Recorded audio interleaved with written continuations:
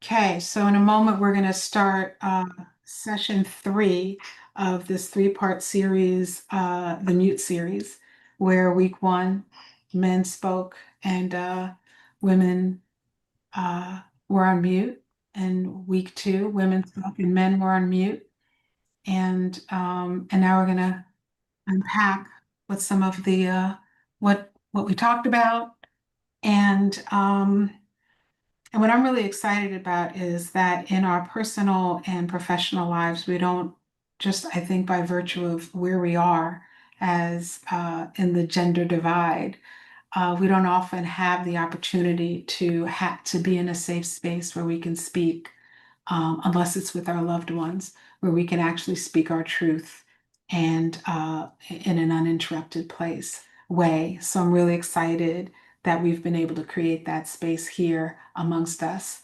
Um, and I guess we'll just go ahead with whoever's on, and those folks will just kind of catch up to the conversation.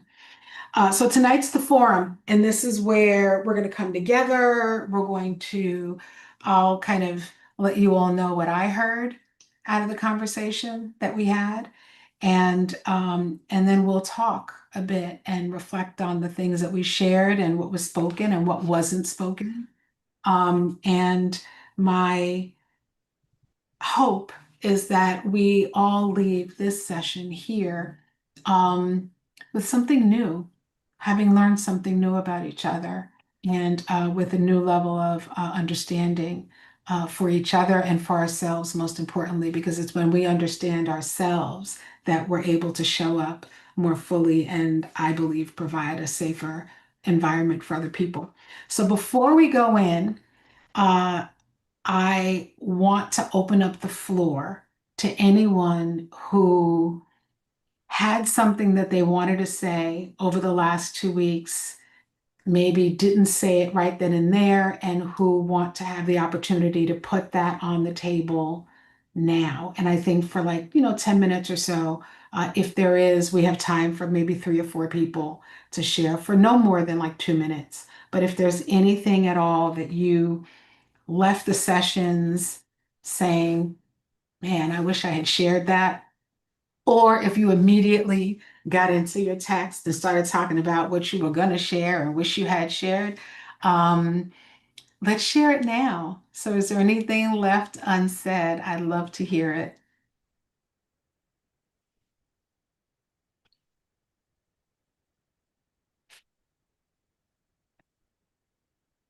Or you can also, that's a good point, Lynette, or you can also message Lynette. So Lynette's moderating. She'll be moderating here and also on YouTube. Someone suggested I do that. I'm like, there's no way it ain't happening. We'd be in here, you'd be watching me type all night. So Lynette's going to be moderating the conversation here and anything that comes up on the YouTube side. But if there is something that you want to say that you want her to share anonymously, go right ahead and put it into the chat and she'll share that. But in the meantime, I'll give you all like 30 more seconds. Speak now, speak now. Say it. Yeah, I'll speak. Okay. My name is Billy. I just want to say I felt heard by the ladies. This is called the On Mute series. So I felt like people, well, the ladies, because they started after we did, really responded to that prompt. Um, because we started off by being able to just express what we were feeling, and so when it was the ladies' opportunity to speak, they really didn't have to respond to what we said. They could have just, started off with whatever was on their heart to express. So I really thought it was nice that they offered the support and let us know that we are heard and that we are appreciated. I just thought that was very nice. Thank you, Billy. Anything else that someone wants to share that you didn't say or didn't get to say or needed to process for a bit before sharing with the group? All right. Do you all want to know what I heard? Okay, let's get into it. So for the men on the week one. Some of the emerging themes for men that I took, and again, guys, correct me if I got it wrong or add something if there's something that you feel I'm not fully describing. I saw a lot of performance fatigue. You know, men spoke about what I got from it was men speaking about always having to perform from a place of strength, success, or provision. And it seemed as though there was some performance fatigue around that. A desire for humanity, wanting to be valued for their full selves and not just for their productivity. Um, that some men expressed, or what I got from it was that vulnerability seemed that men didn't necessarily feel, some men felt that they didn't believe or didn't feel like there was safety. Some hinted at how difficult it is to admit weakness or fear or being wrong because maybe there's a concern about feeling safe in the space between them and women. And then also a need for respect beyond the roles that they are playing, uh, wanting to be respected not only for providing, but also for their inner lives, like who they are on the inside. Um, and these are quotes that aren't like the exact quotes of what was said, but some of the things that I heard was like sometimes it feels like my value is what I provide and not in who I am as a human, as a man. I'm tired of always having to be strong, even when I'm not feeling that. Uh, when I share fear, it's dismissed, and that's why I hold it in. When I share my truth, it doesn't seem to be valued, so I hold it in. I want to be seen as a man, yes, but also as a human being. And respect isn't just about acknowledging what I do, it's about understanding and taking the time to know who I am. And what I got from that that wasn't said was that there seems to be this emotional cost to performing for men where many voiced fatigue but stopped short of describing what's actually happening on the inside when vulnerability is suppressed, when you're not sharing what's truly going on inside of you, or when you don't feel safe enough to, or when you choose not to, that there's a cost to that inside. Um, And I also heard kind of what wasn't said was like what the needs are from women. I heard men name that they don't believe that they're getting recognition beyond provision, but men said, what I heard was that it was less about the kind of support or affirmation or partnership that the men were looking for that would actually feel like you were being nourished in the relationships with women or in the conversations with women or interactions with women. Um, Also, that women, when the women shared, they named safety pretty clearly. Like they spoke of like wanting to feel safe, wanting to be provided a safe space. And I didn't hear men articulate what it is that actually makes them feel safe enough to open up. I heard a lot of like, I'm not going to, or I don't feel like I can. But what was missing, I think, was, or what we could share this week is a little bit about what it is that would make men feel safe to open up. Okay. And before we unpack that, I'm going to move on to, or I'll leave it to the group.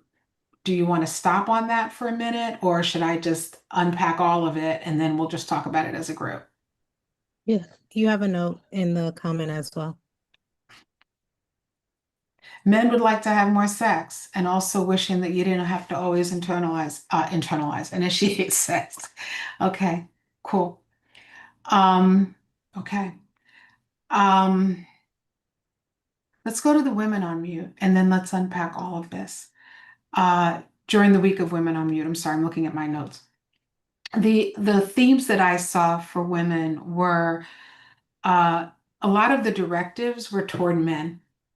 A lot of phrasing around what men should or need to do.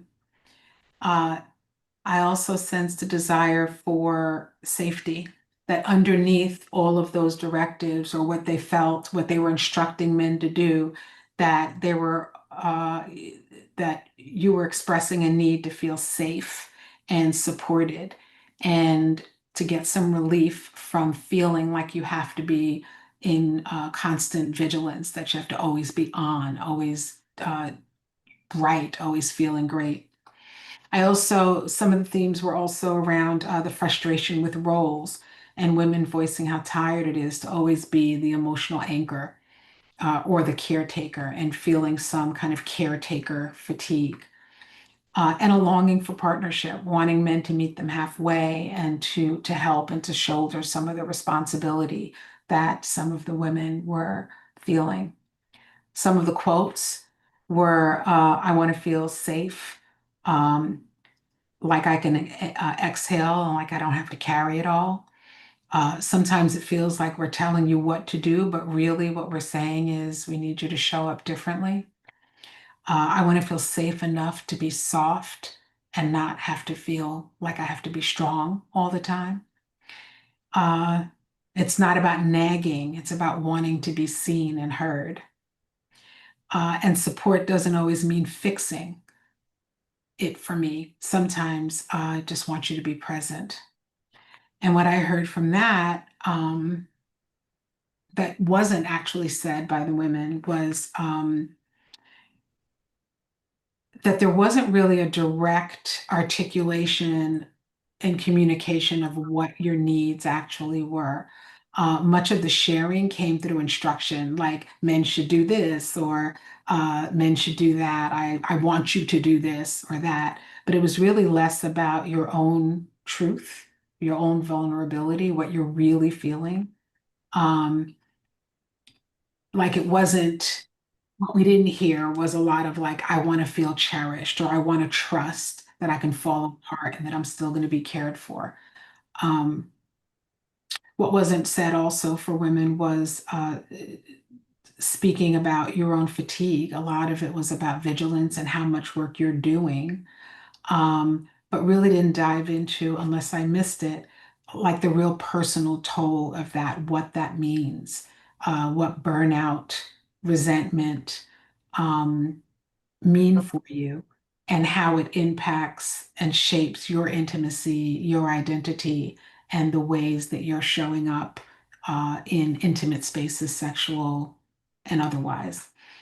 And I also didn't hear women speak a lot about your desire for joy and softness. You spoke a lot about feeling like you had to be hard and on, but not going back to like, well, what I really want is to feel some softness. Um, I also didn't hear a lot of um, articulation of the desire to have more play and tenderness or rest or sex, once those things were in place at all. So the common thread between them, between both conversations and during both weeks, was really that both of you, men and women, spoke about the roles that you're in, um, and you both expressed a deep longing to be seen beyond these roles that you're in. Uh, both of you circled around. Neither one of you went deep into how these roles are actually affecting your intimacy and connection with each other. You talked about what you wanted from each other, but there wasn't a lot of conversation about what you were willing to do or what you were willing to risk or shift in order to have things be different. And while both men and women during your respective weeks spoke about wanting to be seen beyond your roles or wanting to be respected in a different way, there wasn't a lot of conversation about how to actually begin to build those bridges toward each other. So I think there was a lot of kind of like venting about the things that were a struggle. And I think that's actually a good place for us to start the conversation today. It's like, how do we, because we know that if we're talking about some of the things that are challenging us, it's because we want something deeper. It's because we want to feel safe enough to be vulnerable with each other. We want to create these safe spaces. And I think that while a lot of this conversation over the last couple of weeks has been focused on relationship, romantic relationships, I see in the work that I do and in the people that I speak with, this seems to be true of the interactions between men and women overall. We just don't seem to be understanding each other. We don't seem to be kind of meeting in the middle and finding a way toward each other. We're following the divide that exists in so many other areas of life and in the ways that we interact with each other in society. Like we're just kind of following the divide where it's like men are here and women are there. And we know what we don't want, but it's really challenging for us to actually speak what we want, which is understandable because many of us, unless we are raised by super uh, people who have really invested in their own emotional and mental health and wellness and are caring for themselves, it's really um, rare that you meet people who know how to do that and how to have that conversation and share each other's hearts without protecting ourselves. So I'm looking here. Steve says, I think both men and women were speaking about safety just in the ways they know are familiar with. I agree. I think that while it was said in a different way, that was the thing that I got that we all want to feel safe. I'll just say that because I'm speaking men and women as if it's like two test tubes. We all want to feel safe. And I think that that's one of the things that we sometimes lose. We believe we're not sure that the other person really gets it. And then Carrie says someone shared that the man's ego makes it hard for women to share the hard truth. Um, okay. So why don't we take a minute to kind of unpack some of that? And I wanted to go back over the three levels of listening. I wonder if we should do that first. Yes, Lisanne, let's do that first. Let's do that one first. So, internal listening, level one, and that's the natural kind of place that people go. It's where it's all about me. I'm listening to you just so that so I can look for a place in the conversation where I can jump in and tell you about what I'm thinking, what I'm feeling, what my opinions are. For example, a friend says, I've been so overwhelmed at work lately. And it's not a bad thing. So don't get me wrong. It's not a bad thing at all. It's just the level of listening that many of us have been taught um, uh, to interact at. So a friend is telling you that they've been so overwhelmed at work lately, and the other friend is like, "Really, girl? I got it. Let me tell you about my week at work." Okay, that's level one. There's nothing wrong with it, and there are times, many times, where it's perfect to have that conversation, but it's a different level of listening. It's really all about what are you saying that I can get something out of so that I can now share what's happening in my life. In a relationship, it could be where your partner says, I don't feel heard, and you immediately say, what are you talking about? I hear you. Or I don't feel like you care about how I'm feeling. And the partner says, I care about how you're feeling. Of course I do. I just bought you, I just made you dinner. I just bought you flowers or something. So that's that level one listening where a lot of people interact. And level two is focused listening. And that's where you really start to build trust with a person. Level two listening feels like and looks like you're completely present for that other person. It's about them, and it's where you really start to build trust. It's where the person is looking at you, they're engaged with what you're saying, and it is about you. For example, if same example, I've been so overwhelmed at work lately, and the person says, "Really, what's going on? Tell me more. Why are you feeling so overwhelmed?" You're really tuned into that person. Or in a relationship, I don't feel heard, and the person says, "Let me understand, help me to understand what's going on, what's missing. What else do you need from me?"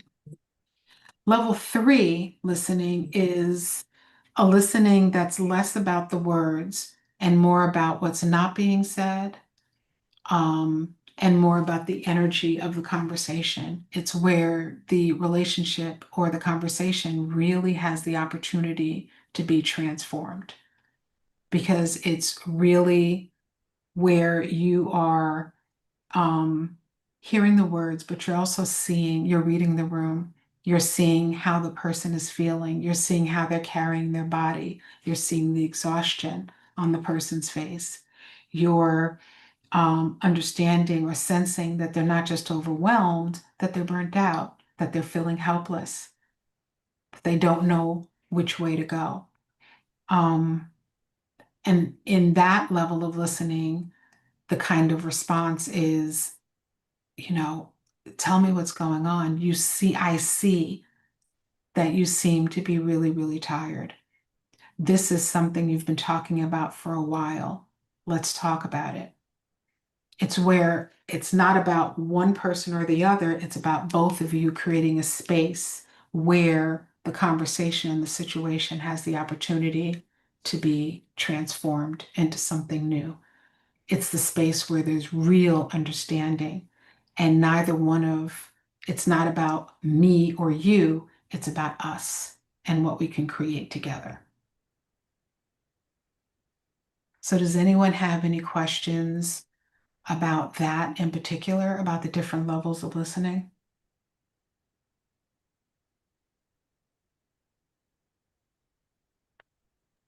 You all are quiet this week. Well, I've actually enjoyed level two and level three listening since this series. Oh, I'm so happy Um, to hear that. yeah, I challenged a women's group that I am a part of to listen at level two and level three as well. Um, and I've noticed more the level one listening. I do a lot of community work and I do a lot of outreach and events. And I've kind of been MIA because I'm moving one business from one city to another. So I attended an event and someone asked, and I was just sharing how busy I am. And without any response to what I was saying, they proceeded to talk about their 7 events that they had going on and all the things that they had doing. And I'm looking at them like, wow, like I didn't even acknowledge all the things that I talked about that I had going on. And then also, my husband has been having some health challenges lately, and I have been listening to all the things that he is not saying, particularly as it pertains to moving the offices.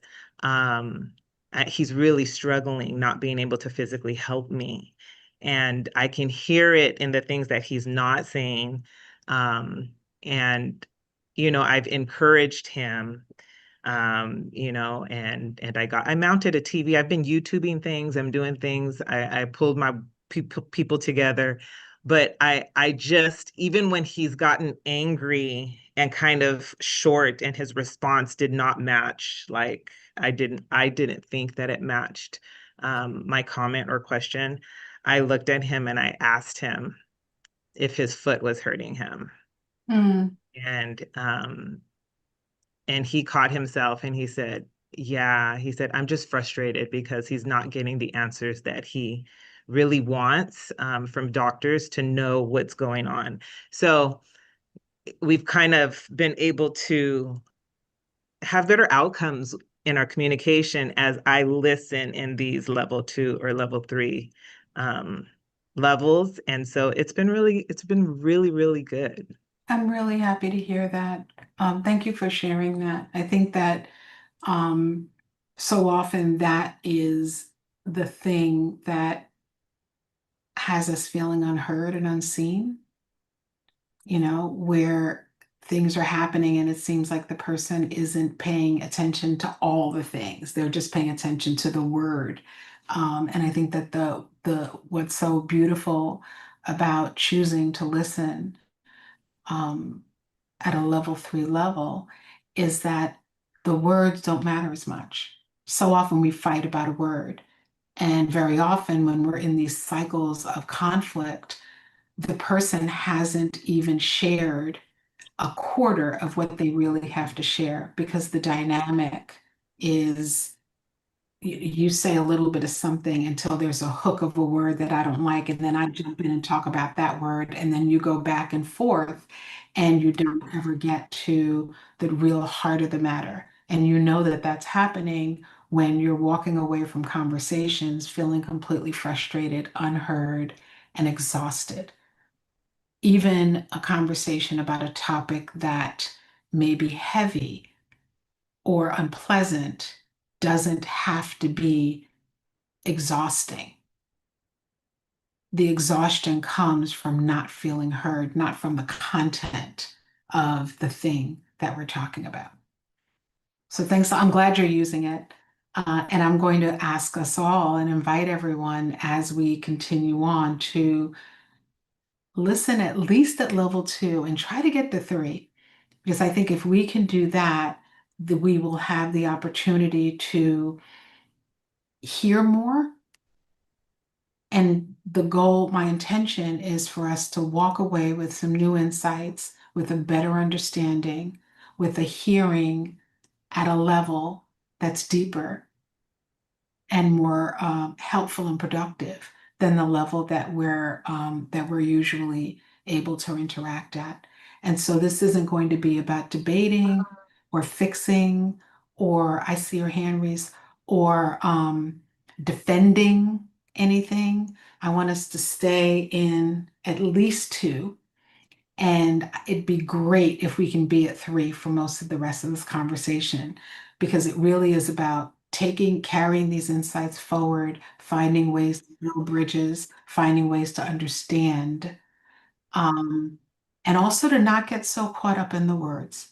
Okay, so let's all practice that, because if we practice it here, then we have the opportunity to take this and bring it out into our world and into the interactions that we had. Um, the person who had her hand up, her Reese. box moved. There you go. Okay. Reese, you had something, and then I think we have some things in the chat, and I think there's a chat on YouTube, but we'll get to. Okay, thank you. I'll be quick. I really like what the young woman just mentioned about the second and third listening. I too have enjoyed that a lot and really have tried to my best to follow that. So we're just learning a lot. I wanted to kind of elaborate on that a bit. Um, this is about an hour and a half call that we've been having or so every week, and I just want to say that we're all sharing headlines. And since we're sharing headlines and we're having about 1 to 3 minutes to talk, with listening, I would like to just encourage us all to understand that we're just sharing a really baseline part of our lens on life. This is not the full story.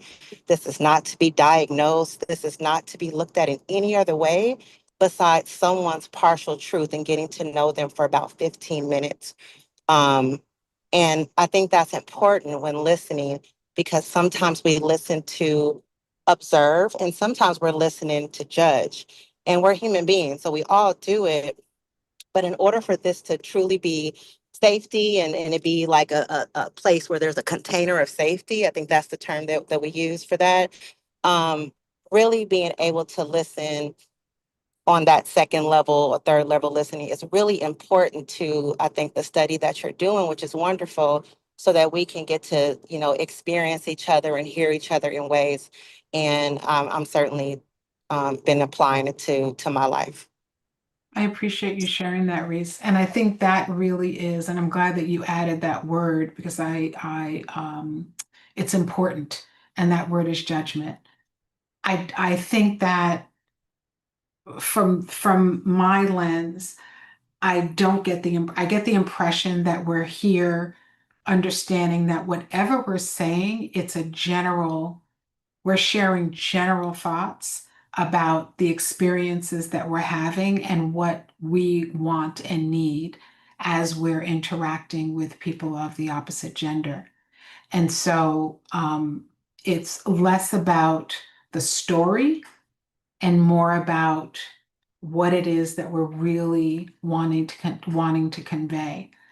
And so, absolutely, judgment only gets in your way. You know, I think there are people who listen to judge for sure. I'm assuming, hoping, and trusting that we're not doing that here, and that it really is speaking. This is more the general voice of, you know, when one man says, "I want to feel safe, so I can open up for you," he's speaking for every man. When a woman says, "I'm exhausted and I want you to see that and I want you to help me," she's speaking for every woman. So this is not necessarily about any one person's situation. But and thank you for pointing that out, just for 100% clarity that that's not what this bubble is about. This bubble is an experiment to see if we can create a space where we hear each other. Okay, so let's go through the comments and then we'll go through the comments. I know, Lynette, I think you said there were a couple on YouTube, and then I have a question for the group. So YouTube has been giving us a bunch of hearts, so that's great, but no comments. They're watchers right now, but we do have a couple of comments in our chat. Okay, so I know there was a comment in here about ego, and that Roy responded to. Roy, was there something you wanted to share, or was that just a comment in the chat? Roy's like, what did I say? No, I was trying to find the mute button. Um, and I was responding to the comment, and I was just simply trying to say that like on during the men's week when we spoke, I talked about a woman having to earn a man's vulnerability. And when I put in here, well, that's a man's barrier of protection. That barrier of protection does not necessarily negate communication, honest or otherwise. It's a mechanism that men have learned over the years growing up. When we enter an environment where there's a threat that cannot be neutralized and we have to coexist with something we perceive to be as a threat, then we will operate in a manner to circumvent conflict. And by circumventing conflict, that doesn't mean we're not going to tell the truth. That doesn't mean we're not going to tell you how we feel. Just as Ms. Basquiat was saying, we would speak in a way to avoid what's what I'm looking for, to avoid insults, to avoid your triggers in a sense. Now, by avoiding your triggers, you may say, well, that's not clear and concise communication. Well, what type of listening is going on? What type of listening is happening? Because in order for a man to avoid a woman's triggers, to avoid the conflict, then that automatically means that we have to listen on level 2 and 3 because we'll listen to what you're saying, how you're saying it, what you're not saying. We're thinking about what's going on in the house. We're thinking about what's going on with you. We're thinking about what's going on with our families. And when we give you that response, that response is as truthful, but it's it's coming from a place of protection for us. So That's what I was trying to convey. I don't know if I hope I wasn't confusing or nothing like that, but it doesn't mean that we're not being honest and we're not trying to communicate. It's just we're trying to avoid conflict because we have to coexist with you and what's the saying? Happy wife, happy life, whatever it is. Yeah. I know what I'm talking about.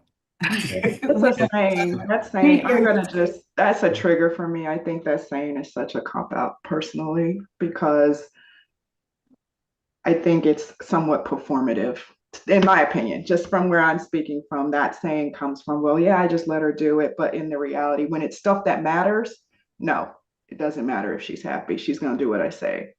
And that's kind of the patriarchal world. So that happy wife, happy life often is associated with, oh, you went on this trip, or you got a sofa in the house, or we painted this color. But when it comes to like meaty things that are maybe on the border of what would be seen as pushing into my leadership or my authority, I don't think the happy wife, happy life applies.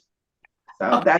that's just my opinion and how it shows up for me and what I experience. And I these little different performative, in my opinion, performative things are ways that I see as like placating the real meteor needs that are trying to be articulated.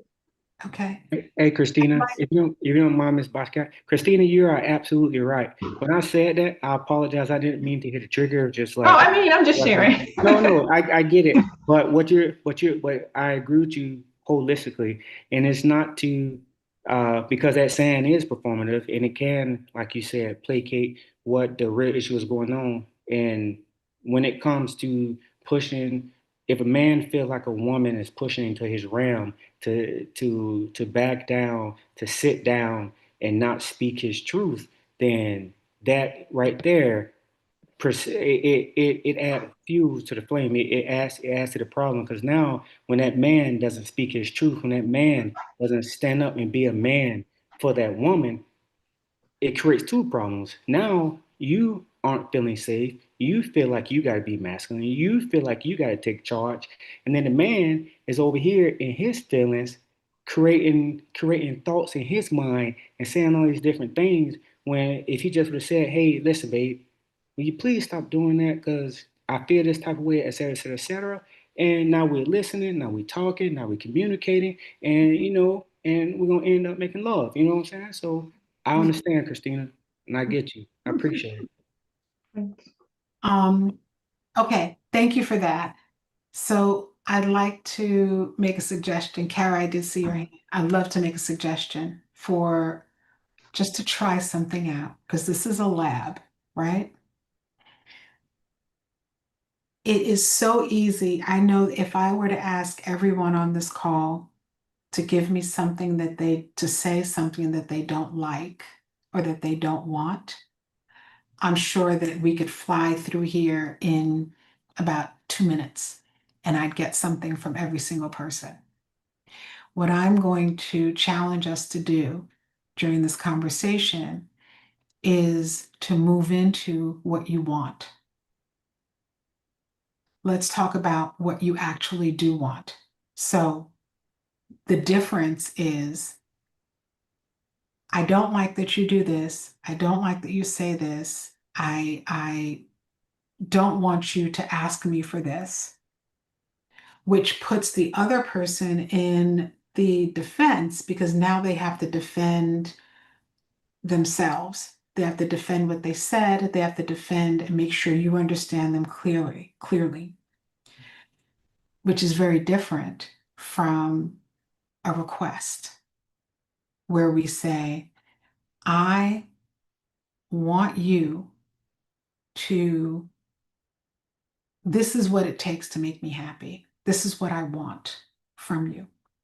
So just here again, this is an experiment. So we're just playing and practicing, right? Practice saying what you actually want versus what you don't want. And let's just see what happens. Let's see if it changes and shifts things a little bit. Okay, Kara? Yeah, I mean, I think that that's really relevant to the chat conversation. So I think that what was shared is that women want to be able to share their honest truth. Um, the barrier in our filter that goes into it oftentimes is around centering our the man's ego.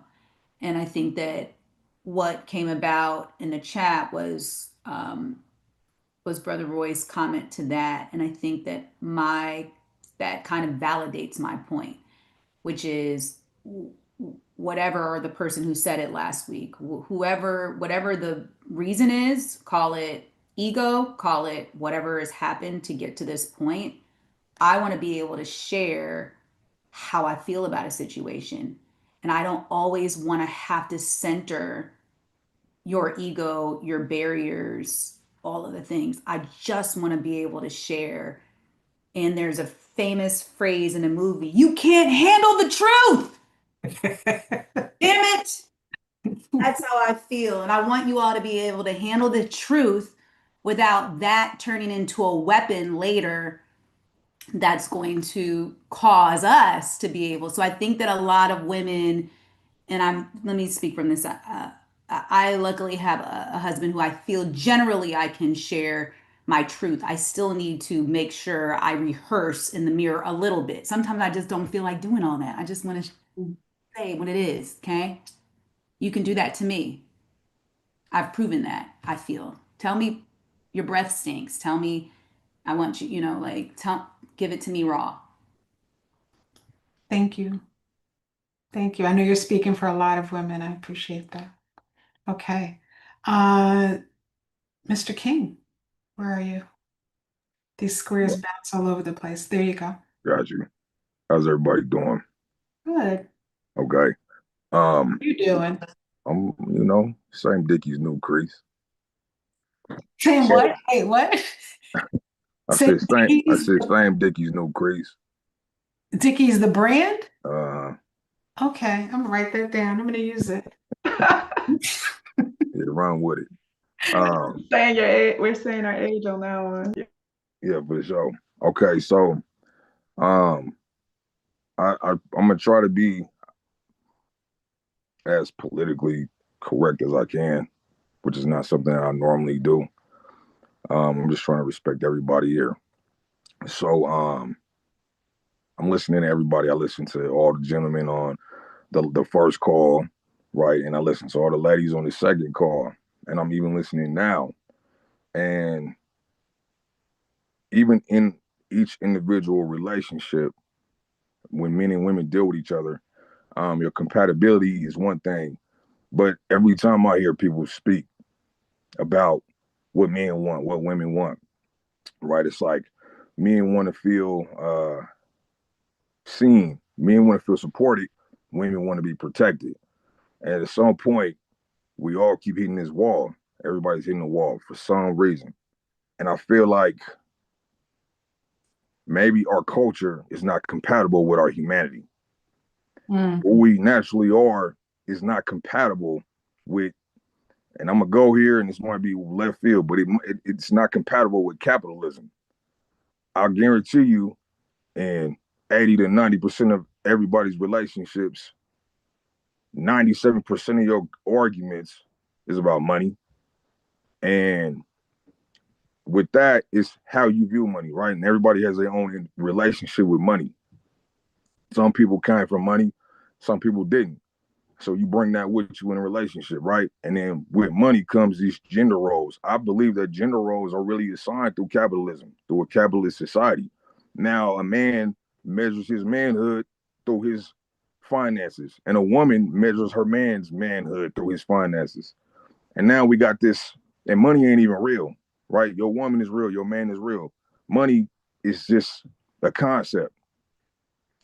And so um I just believe that a lot of us, when you said earlier, you want everybody to think about what they want.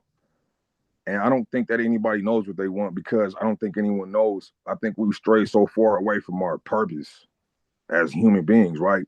That what you want might not be even what's conducive to who you are. And so that might have been a rant, but I just feel like this is a bigger thing than just like, I feel like we always gonna bump our heads because there's a bigger elephant in the room. And I'll leave it right there. Okay. I think there are absolutely several elephants in the room. Um, One is that we are living through a time unlike any time that we've ever experienced before. And as there are kind of different, I think there are different circles here. One is what's happening in the world. And there's some level of control that we have over it and some level of control of a lack of control. Okay. Where we're kind of living, I'm sorry, I'm thinking out loud. We're living in this on the periphery of our relationships with each other are a set of different circumstances. Some of it is about capitalism.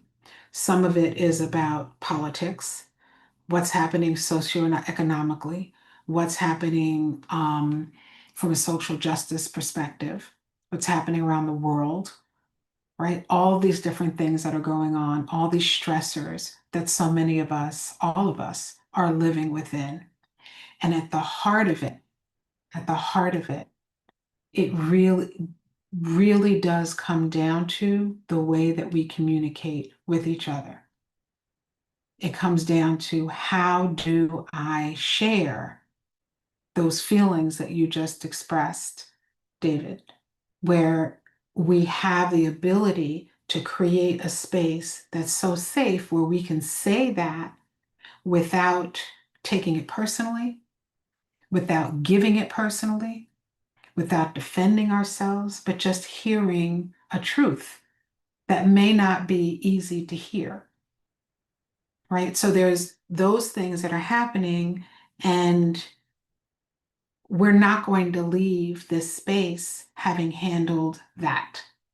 But what we can handle is the ways that we're communicating even that truth to each other and the way that we're willing to hear that truth, because that's your model of the world. And so if we're communicating with each other and if all I'm hearing are the words that you're saying at level one, I'm going to say, no, what? Wait, what? What is he saying? No, you're wrong. Let me get in here and tell him what I think. If I'm at level two, I'm going to really hear 100% what it is that you're saying. And I'm completely present with you. And I'm starting to get to a point where I'm going to ask you more questions about it. Now, if I'm listening at level three, what I'm going to say is, or what I'm going to see is, he's frustrated.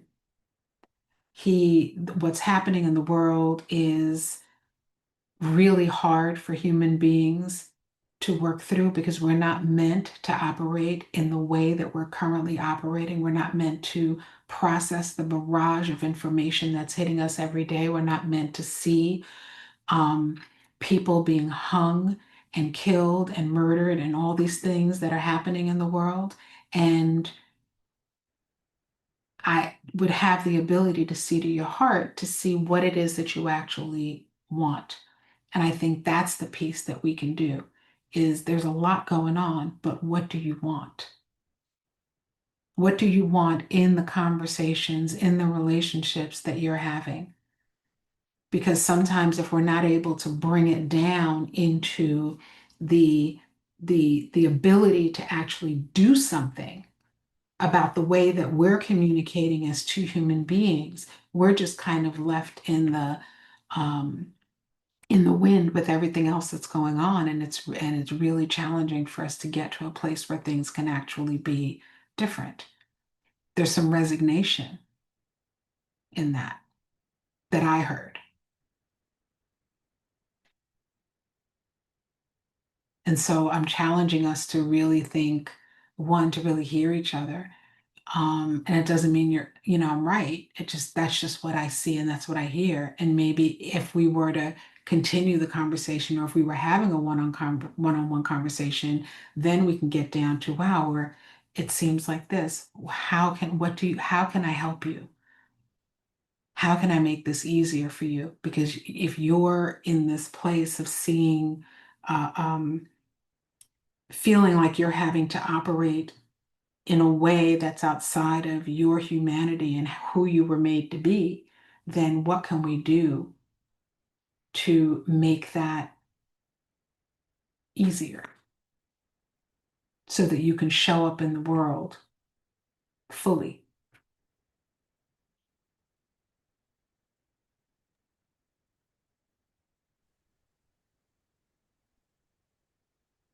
It's not easy it's not easy for us to hear each other, Um, I'll especially, jump in. let me just one quick sec, Okay. especially in a world that is rewards speed. In this world, it's not supposed to take more than 2 seconds to do anything, much less understand the people that we love and the people that we interact with every day. Because this is a snappy world.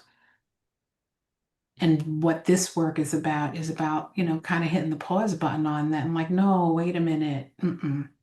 I want you to hear me. Because if we actually step into a deeper level of listening and understanding of each other, it's actually a practice in efficiency. Because then future conversations get easier. It becomes easier and easier and easier for us to get to that place with each other. But we have to put in the work ahead of time. And very often we're like, no, we got to get married. You got to do what I want you to do. I want you to hear me. I want you to know who I am.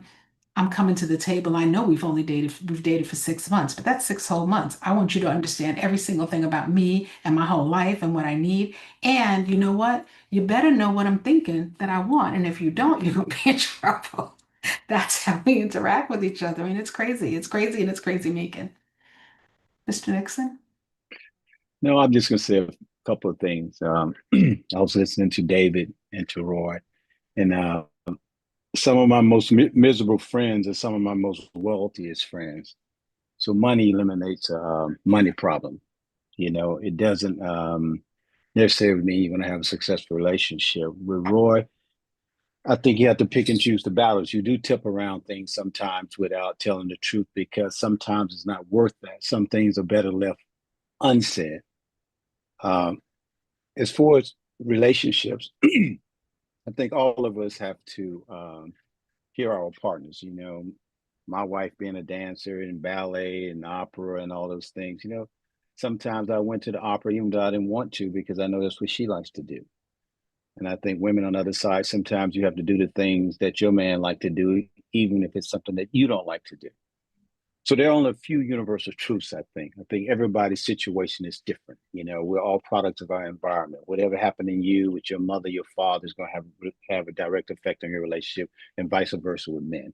So that's why it's important to always study and think and learn as much as you can about everything in life. And I think those things are the things that help you become like a better person all the way around. Universal truth, honesty. You have to be honest with each other. You have to respect each other. And ladies and men, there is a difference between men and women. We are not the same. We're not the same emotionally. We're not the same physically. We all have to be handled differently. Carol said something about our egos can't handle it. She's right. Our egos can't handle certain things. So if you know it, don't say it. And vice versa with men.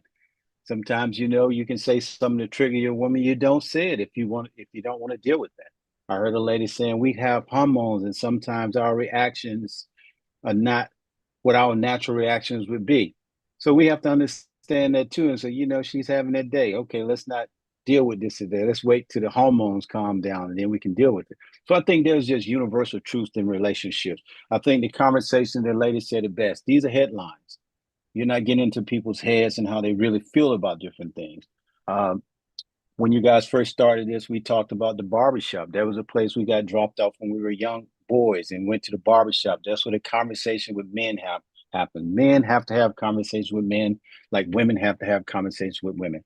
I can raise my daughter and she's wonderful. I can talk, but there are just certain things I cannot teach her. Vice versa. Women, there are certain things you cannot teach your son.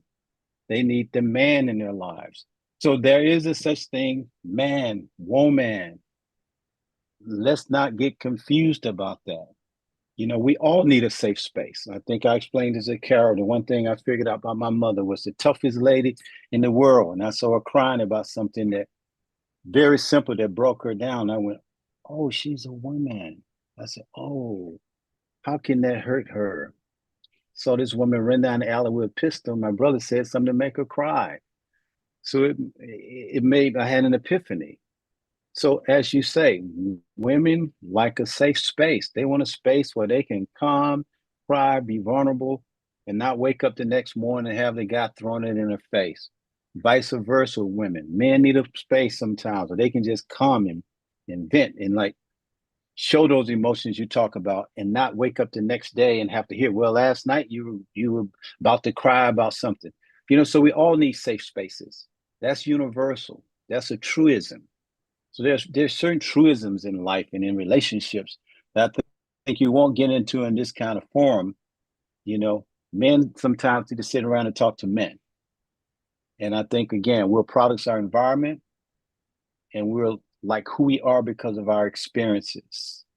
Your experience is going to have a lot to do with the type of person that you are right now. The more experience, the more things you experience, the more you grow, the more you change, the more we talk, the more we realize we don't know nothing. I'll leave it at that because I know somebody gonna jump on me for those comments. And I No, got my rebuttals ready. no, there's I'll leave it to someone else and then I'll say what I have to say. Does anyone want to And comment? Roy, you did get in Christina's feelings. She was ready to get you when you said that. Well, it was just a You ready to get him? You ready to get no, it him? wasn't about, and I think that's what I want people, what I want is that you can disagree without being disagreeable. And I want that ecosystem to exist is that when I'm disagreeing, it's not I'm being disrespectful or that I'm being disagreeable. It's that I'm conveying my perspective. Yeah. Right. And it does my perspective, if it doesn't align with your perspective, or your perspective, if it doesn't align with my perspective, doesn't equate to a universal fact or a universal truth of that's disrespectful, or this is how this is and this is how that is. Because I think we can get in trouble, and these could be the truths and stories we tell ourselves that this is that. Maybe it's that. But and so I think speaking in what I want is I want to be free. I want to be able to communicate my perspective without feeling guilty that I'm communicating my perspective.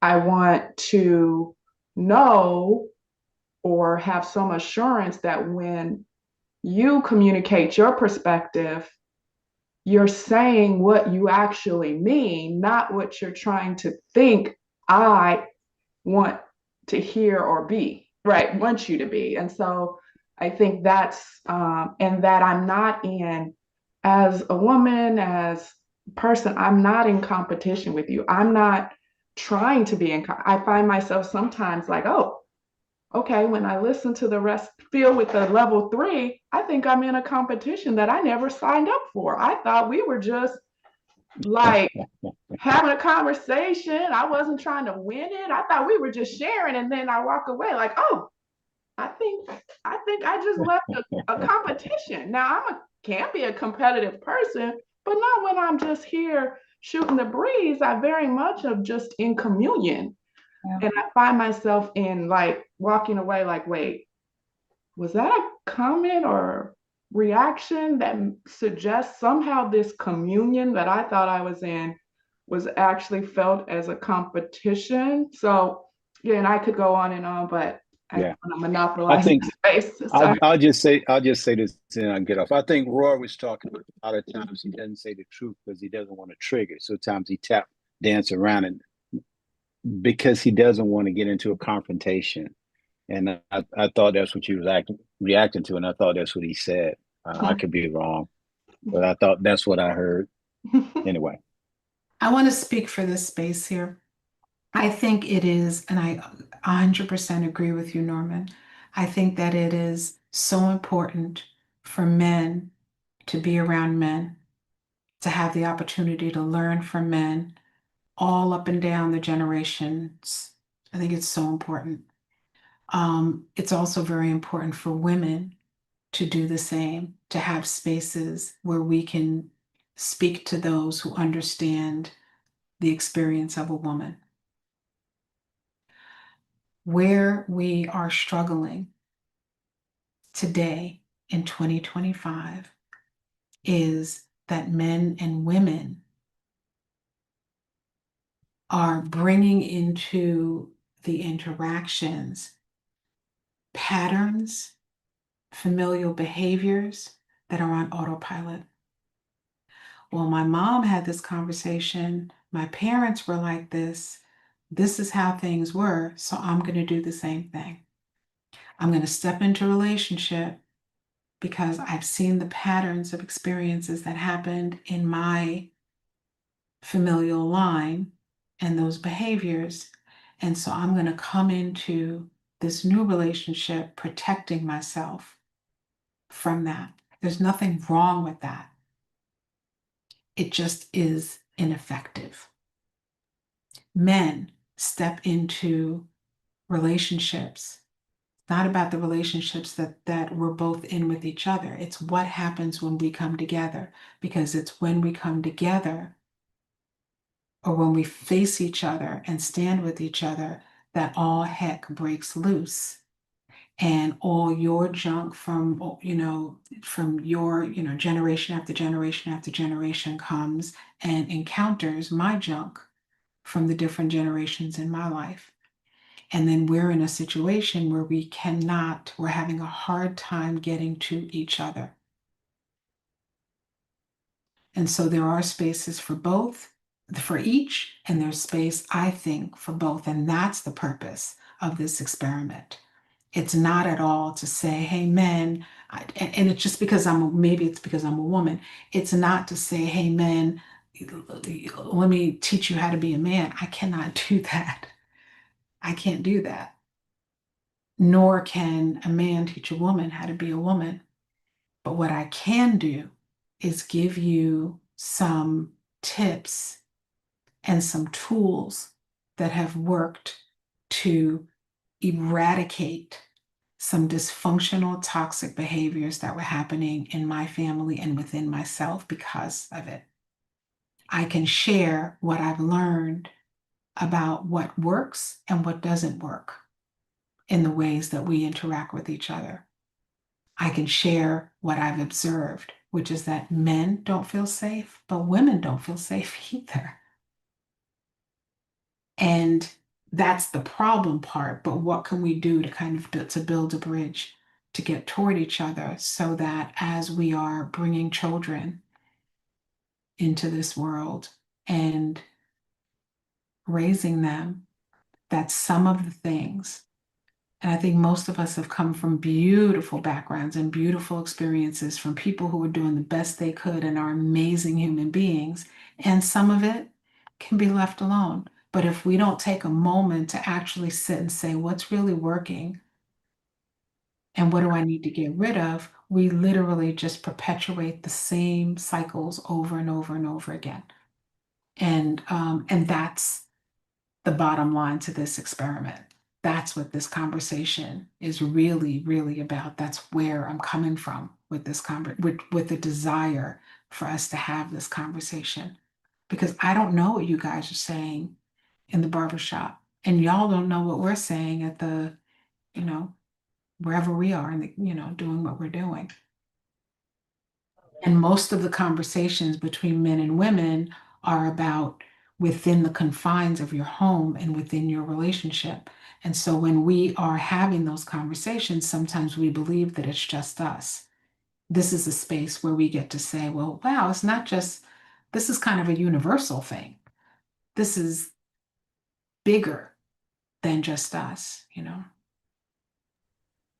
You Reeve? have 3 comments in the 2 of which are really profound.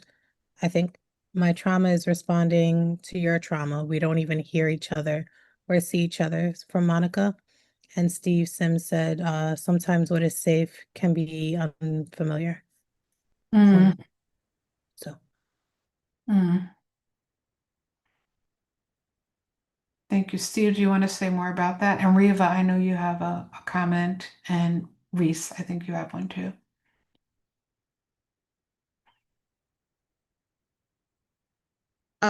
Yes, I just want to speak real quick about when Mr. Nixon was talking about when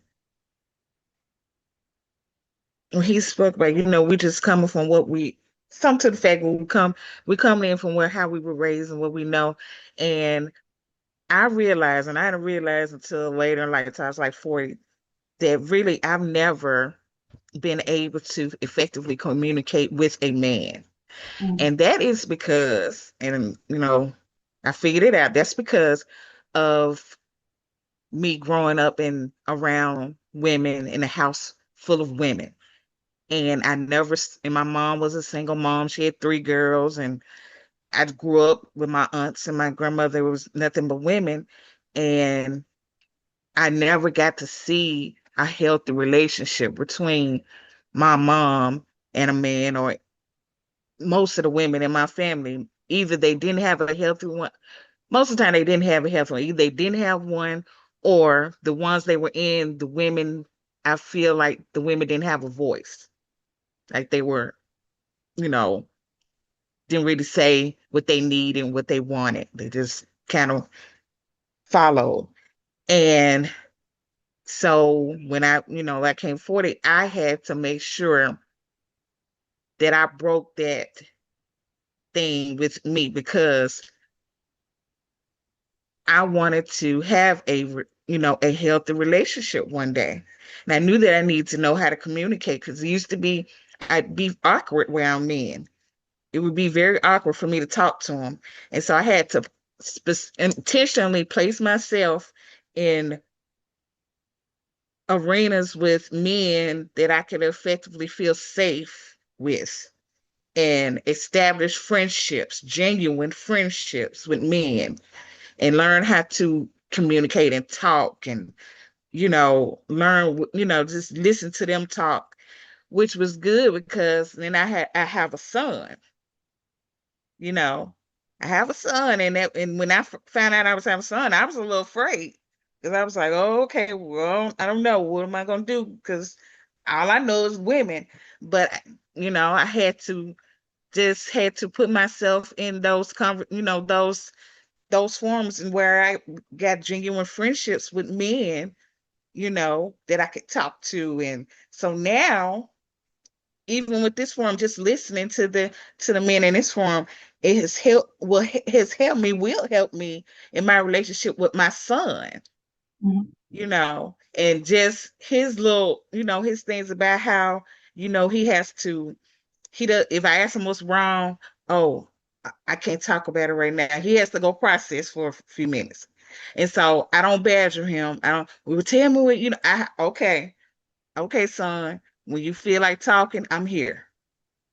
And so he knows that mama is a safe space, that thank I'm you. not, Yeah. so that's, I'm gonna leave it at that. No, But thank thank you you for for sharing this. that. That's very important, and I think that that is exactly a part of the gold in this conversation, because it's not just about romantic relationships with each other. It's about the ways that we have to communicate, with the ways that mothers are communicating with their sons, the ways that we're co-parenting, the ways that we're helping young people to learn how to communicate with each other.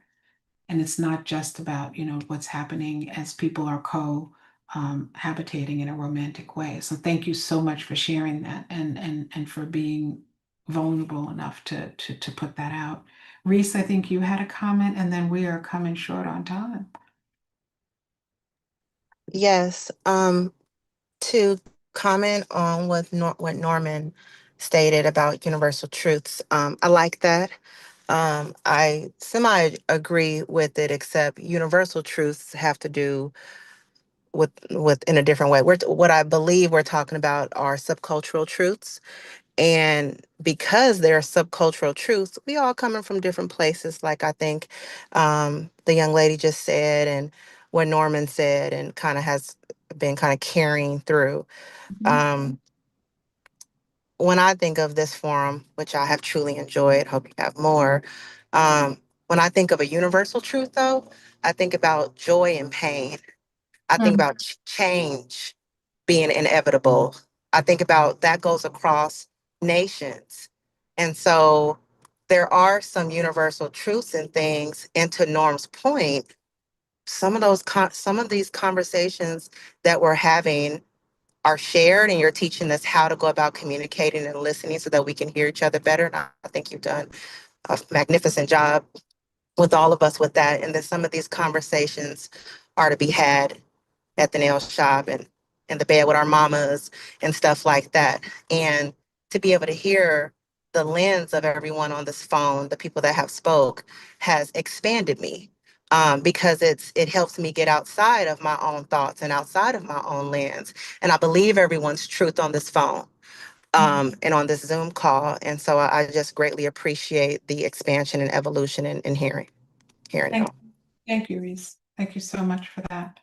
So, in the interest of time, first of all, I have enjoyed this immensely. And when we started talking about this, Kara, the whole, the team, this was better than what I envisioned happening. So, to those of you who came, like all three, thank you so much. For those of you that came for two, thank you so much. If you came for one, thank you. I think we want more of this space where we can talk to each other. The world would tell us that there's no way in the world, that things are just the way they are, they can never get better. I don't believe that. I believe that we can resolve some of the things that stands in the way of us really having a quality relationship with each other. I believe it because I've lived it, I've done it, and I've seen it. Um, we have Kara. Are you going to speak to? Yeah, I mean, I think that just so to Lisan's point, we've been doing these, and every Monday, a little earlier than this one, are the Lounging with Lisan's, and they're very similar to this, not exactly like the mute series where we were intentional in going on mute, but like a complimentary, a free space for people to share and on topics, and Lisan moderates and helps us walk through it. I also think that this is exposed for me, for the eye, that this is about communication, and so there is deeper work that is available through Shaping Freedom and through Lisan and Lynette, if you don't mind dropping the link, because I'd love for you all to take a second to fill this out, because what we're trying to do is to curate more spaces like this, both complementary and deeper work. And the deeper work is paid, but the same way you pay for that, but we all pay for other things. Support your own, support someone who has built trust with you if you feel that you need the work. I know I certainly do. Also, it's really for feedback. So we want to know, with this muted series and with the topics, what are other muted series? We were talking about parents, kids on mute. I'm terrified of what my kids may say. Come on now. I mean, when they're saying I'm mute, I mean, I'm scared that they may share in front of my client. Oh, my mom is a black mama, and she sometimes tells me is because I say it is. Like, there's some realities there, right? So if you don't mind taking a couple minutes while we have you to look at the topics, let us know if there's one not there. We also created a space for you to tell us what you need more of. So this is my shameless plug. It's my shameless plug, and it's not even shameless. It's a 100% plug, because we need more spaces like this. We need more perspectives like this. we need more therapy like this to, and I guess when I say it's therapy, it's not technically therapy, but I feel therapeutic in this space. I feel that it's therapeutic. So I just wanted to thank you. I encourage you all to fill out this link. I encourage you to join the Lounging with Lisane's for the complimentary space. I encourage you to go get more deeper work and pay for the communication model. We all need it. I'm a business leader. I need it in business. We need it in my relationship with my husband who wrote it more sex and initiate it. Shallow. You say shallow. Shallow, of course. So Last minute, she throws that in there. Okay. yeah, so that's a jab. But I just wanted to say that and also encourage for everyone here to spread this word. This is a growing brand. Lisane is a fantastic credentialed. It's important to get advice and moderated through credentialed people in this day and age, who's a highly credentialed person to do this work. So that is my plug. Go to shapingfreedom.com. There is a discount code for those who have been a part of this experiment. And we're going to do some more of these. The Muted series is going to continue.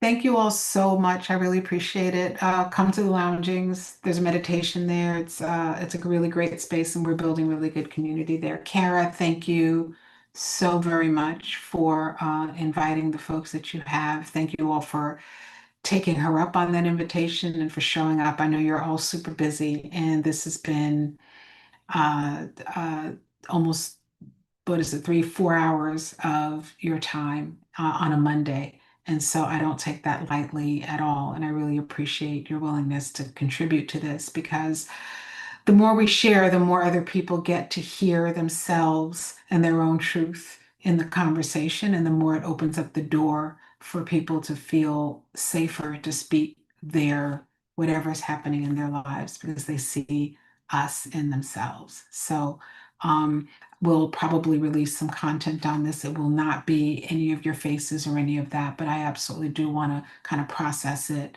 and write a couple of articles on it for people. And we're going to do more mute series, because I think that communication starts with listening. So often we think it's about what can I say, or how can I get that other person to hear me? It's like, start with listening. So God bless. Thank you so much. Okay. Be well.